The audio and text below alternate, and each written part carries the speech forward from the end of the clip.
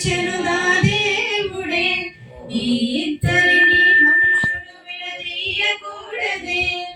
ఊరి పెద్దలైనా, న్యాయమూర్తి అయినా, తల్లిదండ్రులైనా, సంఘ కాపరైనా మరణించినంత వరకు వేరు చేయకూడదే. ఏ ప్రియుడు ప్రేయసైన వేరు చేయకూడదే. ఈ ఇద్దరిని జతపరిచెను ఆ దేవుడే. ఈ ఇద్దరిని మనుషుడు విడదీయకూడదే. తల్లిదండ్రిని విడచి హత్తుకుంటాడు, నీ ప్రేమలు పడితే మొత్తం మరచిపోతాడు. తల్లిదండ్రిని విడచి హత్తుకుంటాడు, నీ ప్రేమలు పడితే మొత్తం మరచిపోతాడు. నీ ప్రేమను చూపి దేవుని వైపుకు త్రిప్పు. నువ్వు చెబితే వింటాడు, నీ భర్తకు చెప్పు.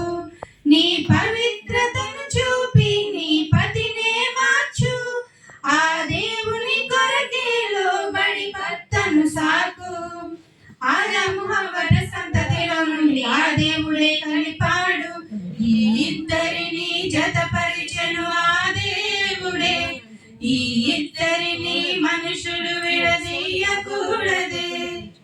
భార్యను విడనాడితే అసహించుకుంటాడు, అన్యాయం జరిగిస్తే సాక్షిగా అవుతాడు. భార్యను విడనాడితే అసహించుకుంటాడు, అన్యాయం జరిగిస్తే సాక్షి అవుతాడు. క్రీస్తే సంఘమును ప్రేమించుట లేదా? ఆ సంఘం పాపం చేస్తే కడుగుట లేదా? ఆ క్రీస్తును ధరించుకుంటే క్షమించలేవా? ఆమె దేవునికి కుమార్తె అని తెలియుట లేదా? కలంకమైన ముడతైన క్రీస్తు ప్రేమించలేదా? ఈ ఇద్దరిని జతపరిచెను ఆ దేవుడే. ఈ ఇద్దరిని మనుషుడు విడదీయకూడదే. ఊరి పెద్దలైనా, న్యాయమూర్తి అయినా, తల్లిదండ్రులైనా, సంఘ కాపరైనా మరణించినంత వరకు వేరు చేయకూడదే.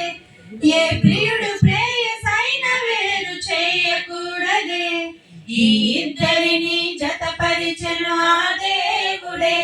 ఈ ఇద్దరిని మనుషులు